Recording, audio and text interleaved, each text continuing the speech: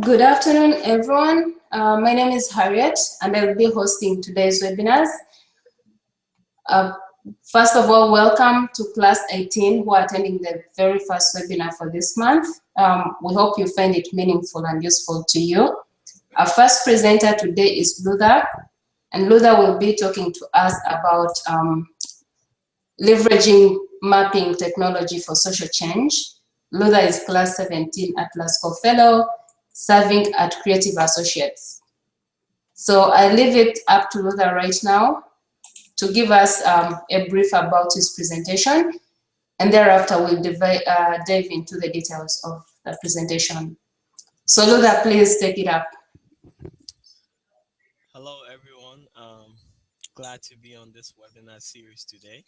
I will briefly take you through a presentation that Harriet just gave an introduction about. So it's basically how, from my past experiences from the last three, let's say 4 years, and in my current work at Creative Associates as well, how I have leveraged mapping technologies to create social change in the life of people in the developing world.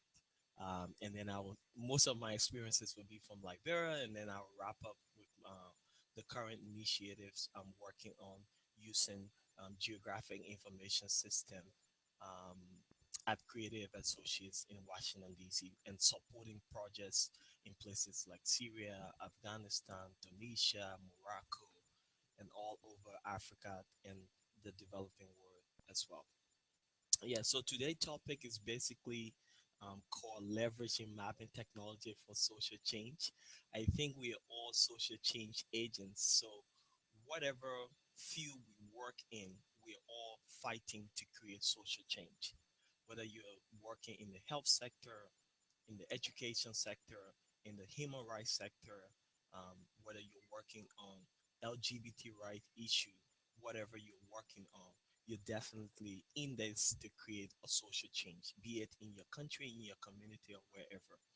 So for the last 4 years, prior to that, I worked with several banking institutions and other, for-profit institutions. But then I came to international development, where for the last 4 years, I've worked with this innovation lab called iLab Liberia, and then I will talk a little bit about how we've used some of these cool mapping tools and geographic information system tools to kind of create social change in that community or in that part of the world. So Liberia is basically a very small country of 4 million people founded back in 1847 by the free slaves who came from the United States, and they settled in that part of Africa, and then they created this country called Liberia. And the country experienced one of the deadliest civil wars in Africa, where we went through 14 years of civil war, and we lost like 250,000 people from our entire population. But now the war ended in 2003, and people are trying to rebuild, and the country is getting back on track. But the challenges are enormous. Um, if you've been following the International Index on Human Development, on corruption, failed state, freedom in the world, ICT proliferation, you realize that none of the statistics on Liberia is actually impressive. Um, so, with all of these challenges, with education challenges, health challenges, internet proliferation challenges, and all of these, back in 2011, a group of technologists and humanitarian workers got together and said, well, what can we do to help the people? We've lost an entire generation. We've lost the youth. People are traumatized due to the war. People have taken drugs. People have been traumatized by the war. There's no job. Unemployment rate is like 85%. What can we do to help the people of Liberia?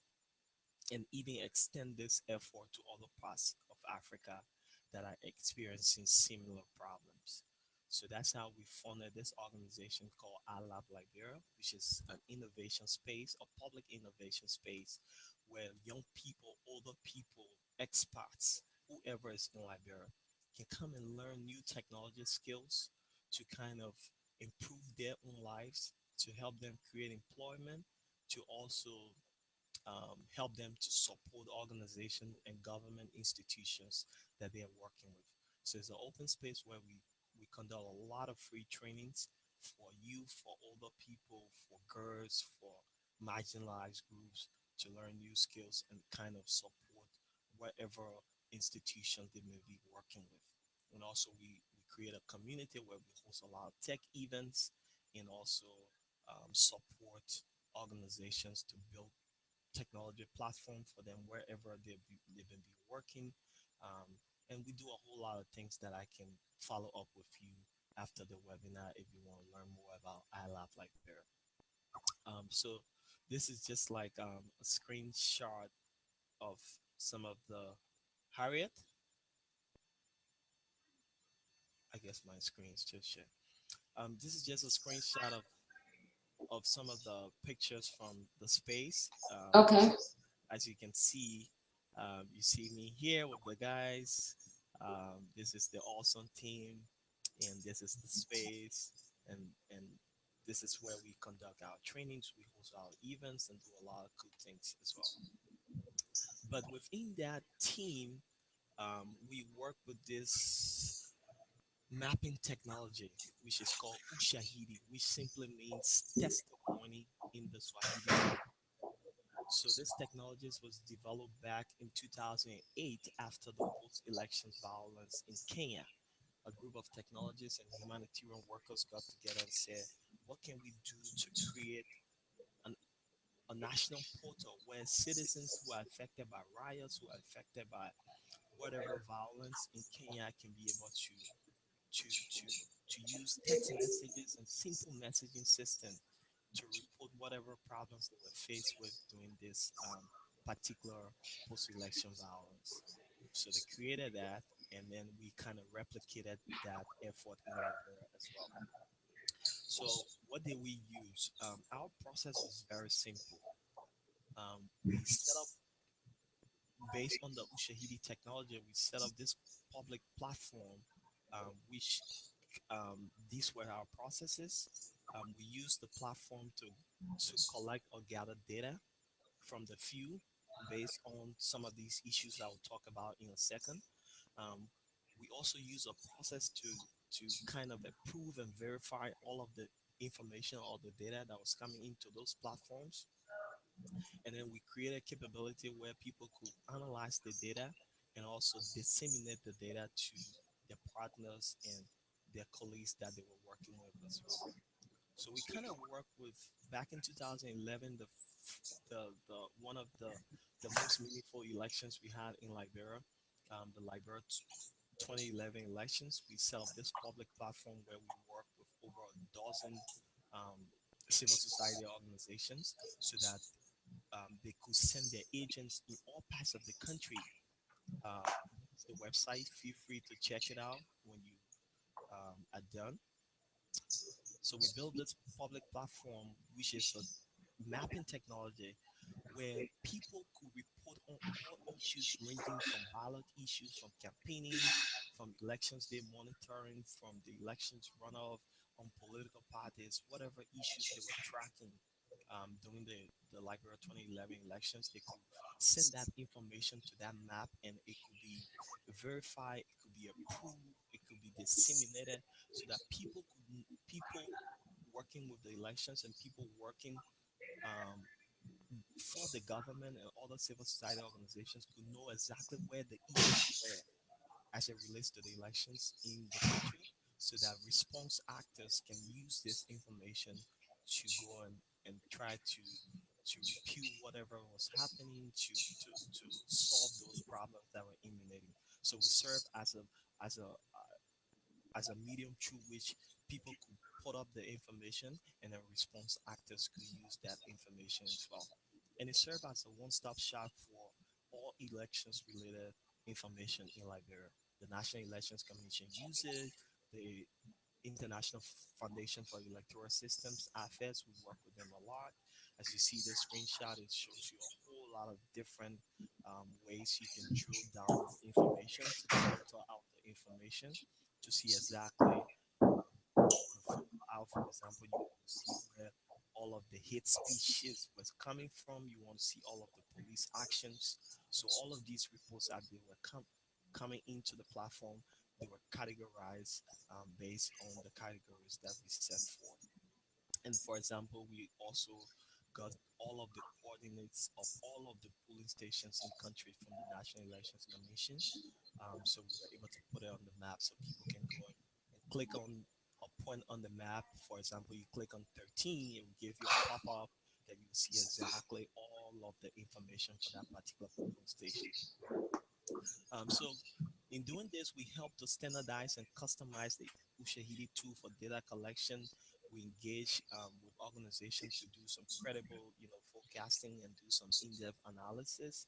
We also help to bring together civil society organizations, government agencies, the UN agency, and all the international partners working on the issue of peace building and conflict prevention to use a common platform where they can get the relevant information at the right time to be able to give the right responses. And then we also work with this group called the Liberia Early Warning Early Response Network, where we kind of set up similar platform for them, and they collected information ranging from the natural resources to learn dispute to all the issues with drug, political issues, and a whole range of issues that they were tracking. Because after the 14 years of civil war, during the 14 years of civil war, a lot of people fled the country and went to different countries, and then people from different regions in the country settled on their land. But when those people who fled the country and went to different countries came back after 20 years, after 25 years, right now we have a huge issue of land dispute in country.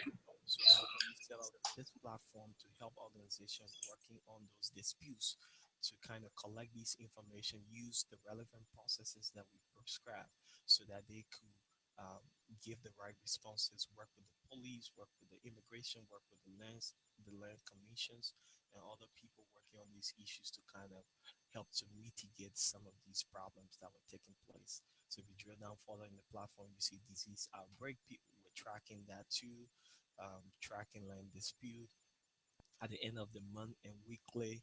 On a weekly and monthly basis, we also kind of help them to make cool graphs and charts so that they could actually see and analyze the data coming out of the platform. During the Ebola crisis, we set up another version of the platform to help the health organizations, the Ministry of Health, and aid organizations working on the Ebola crisis. We help them to map all of the Ebola treatment units, the health facilities, all of the cases, whether it was suspected, probable, or confirmed Ebola cases. And then this platform was protected. It was password protected because we have a whole lot of people, personal health records there. So we didn't want to just expose people data. So only requisite organizations, reputable organizations working on the Ebola crisis could have access to this. If you go deep down into the platform, you see that we've used geolocated coordinates, which is like geographic information system where exactly that case is coming from. We are able to map it so that if someone is responding to that particular problem. So, for example, if you see this is a case on this map, it tells you that there are 19 data points here. So what happened is that if you click on this 19 data point, it shows you all of the individual 19 data points. And you click on a particular one, what happened is that it tells you that this particular data point, if you click on it, you get all of the details. You know exactly who that patient was, and then you see the exact location in that part of the country where that person is. So if there's an ambulance that's going to pick up that person, they know exactly where that person is located. So we try to use the science of geographic information systems so that we use digital maps to putting a lot of information using a single point on the map so that when you click on that map, you can be able to see exactly um, where that particular problem took place. So just to conclude on these three different case studies that I explained, um, we kind of realized that reporting rates during elections is during the elections time is different from ordinary times, because a lot of times during the elections time you find a whole lot of reports coming in to the platform. But then after a little while, after the elections, if you want to maintain that platform, you have to use a whole lot of efforts to be able to motivate the reporters and responders to kind of generate more reports. So consistent field reporting is hard to come back, and we realize that the nascent IT and early warning community should be grown together.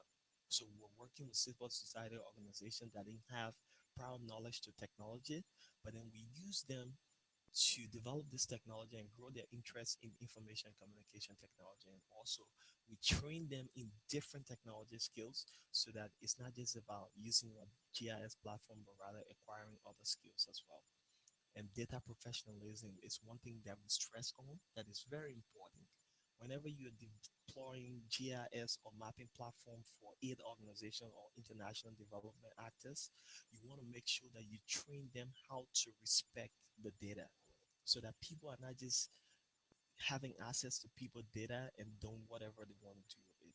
You have to teach them the processes, you have to teach them the rules and regulations, the international standards, so that people know how to treat information, people know how to treat what information are relevant for the public, what information are relevant to be shared with family members and friends, what information is just to be kept for the organization use and purposes. So with all of these things, we were able to encourage organizations to report issues in Liberia, which was not very prevalent in our Liberian society. Um, so with this, with the story of iLab, and also with the story of this mapping platform called Ushahidi, which of course after Ushahidi we use several mapping platforms as well to map different issues ranging from drugs abuse to human trafficking uh, to to to insecurity in the country, and also ranging to education, affordability, and all of those things. So every organization that we work with, we set up different mapping platform for. They were working on different issues, so we support them, train them, give them the platform so that they can try to visualize and expand on their activities in the country as well. So just to go down quickly, at Creative Associates, I'm responsible for kind of, I work with the Technology for Development Unit, which is kind of responsible to to to incubate, design, prototype, and develop and deploy um, technology related initiatives for all of creative projects worldwide. So we deal with a lot of geographic information system. We deal with mobile technologies. We deal with different tools that are relevant for education projects, for health projects, for human rights project, and whatever creative acquired from USAID or the US government. So I'm in charge of developing this toolkit that is called Creative Mapper, which is the name for the set of efforts that brings together, geospatial thinking and action to creative work. So this toolkit I'm developing is going to be a collection of tools, technologies, processes, and trainings for geospatial data collection, for analysis, visualization, and programmatic use, so that creative can deploy mapping technology in whatever projects they're working on, be it in Syria, in Afghanistan, and all over the world as well, in Africa and other places. I'm supposed to be we're launching this. I'm launching this at Creative next month, which is still in progress. But this is just a diagram to give you a snippet of what it's all about. So as you see here, the business development, you see design implementation, you see M&E. So this mapping tool, um, we're gonna use it. We're gonna leverage it to kind of make sure that mapping technology um, support all of these different aspects of of the social change we're looking for today, be it youth empowerment, community safety, electoral violence, be it whatever specific project that is going to be working on. So it's a 3 year span initiative. I'm starting up and taking it forward, and I hope that this can go beyond my time here at Creative as well. So this is just to say that this was a community, this was a country that had just come back from 14 years of civil war, Liberia. So this is how we use mapping technology and geospatial thinking to help the youth to acquire new skills, to help organizations to build their capacity so that they can use mapping technology to collect information, to disseminate information, to visualize, to analyze, and also use those information for effective decision making and help their communities to grow more effectively. So to conclude, this presentation is not suggesting, the success of a particular tool or tech hub, but rather a dedication of how to facilitate a cross-sectoral dialogue and collaborative actions within the post-conflict eras. It could be Liberia or Tunisia or wherever. Um, so how do you use technology to help communities, to help organizations, to for their efforts to kind of help them to create that social change that we all are looking for. I want to say thank you for your attention. um, I think I'm short on time, or we are short on time. um, this will be the time now where we will I will move quickly to the Q&A section so that we can take whatever question. Harriet, you got anything? Yes, Ludam, there. Thank you so much for that great presentation.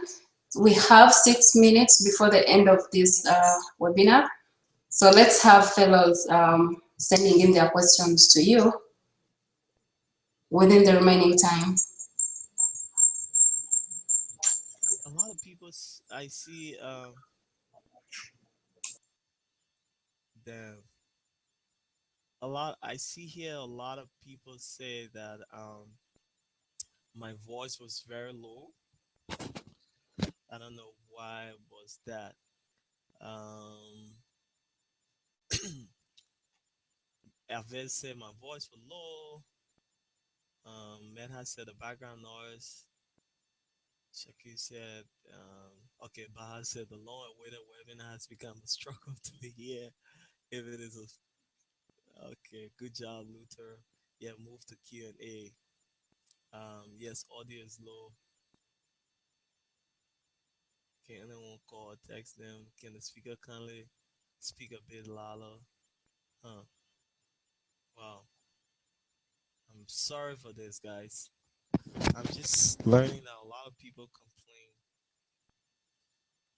Um, it's like I was in the floor. I didn't really take note of this. Um, wow. Harriet? Is it just about the sound or are there questions that they want you to respond to? Um, there were not much. There, I don't see any question. I think a lot of people complain about the quality of the voice. Yeah, your Um, voice is quite low. I don't know why is that. Cause my microphone volume is. Oh, this was strange. I'm so.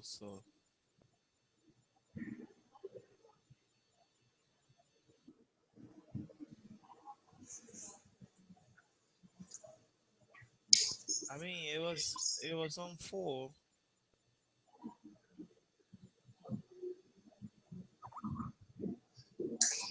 Oh, and probably the other clicking sound that I'm hearing, probably your Skype has been on and was not muted. Yeah, that's true. This is um I don't know, but yeah. Let me. I think I totally forgot and just flow with everything else. So what we'll do, Harriet? Yes, Fluther. So what you'll do is send me your presentation Yeah, yeah. right away. and I'll share it with the fellows in the next email that should be sent out this afternoon. Okay, sounds good. So Okay. yeah, but I don't know. Were you getting me clear as well, Harriet? It was a little bit of struggling. Wow, that sucks. All right. Am I still live? Yeah, you're still on, just sign out. Hi, Uh, everyone. Once again, thank you so much for tuning in. And we apologize for the low audio from the presenter's end. So I hope the next presenter will be better in terms of audio for now. If you have any particular questions that you want addressed, please direct them to Luther. okay. This afternoon, I'll be sharing the post webinar links together with the presentation from Luther. One thing, just remember to fill out the evaluation forms, because that is the only way we shall be able to know whether you attended the webinar or not. And also ensure that you fill in all the required fields to that form. So Luther, once again, thank you so much for presenting. And please just keep in mind next time for better audio. Yeah, sure, definitely. Okay, thanks.